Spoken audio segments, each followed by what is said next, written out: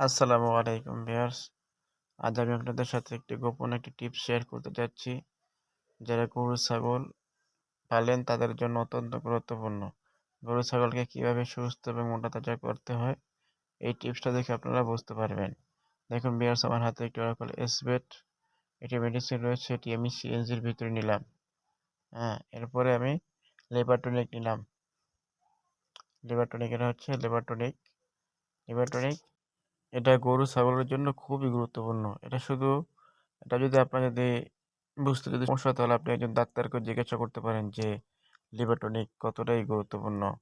হুম, এই liver tonic নিচ্ছি। এখন আমি আরও একটি মেডিসিন নেব। ভিউয়ার্স, এর আগে আমি একটা কথা বলতে চাচ্ছি। আপনারা আমার চ্যানেলটা নতুন একটা চ্যানেল, এটা সবাই সাবস্ক্রাইব করে দিবেন।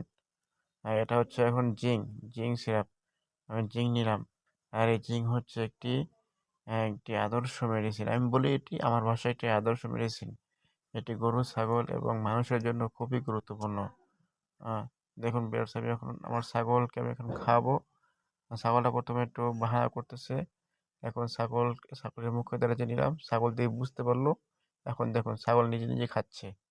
হ্যাঁ, এই মেডিসিনটা আপনি যদি দেন, দেখতে পাবেন আপনার 1 সপ্তাহের ভিতরে আপনার ছাগল কি উন্নত হয়, এবং আপনি 1 সপ্তাহের ভিতরে এই মেডিসিনের রেজাল্টটা পাবেন। দেখুন ভিউয়ার্স, এবং আপনার ছাগল সুস্থ থাকবে, সবল থাকবে এবং ভালো থাকবে, এবং ছাগলের চেহারাটাও ভালো থাকবে।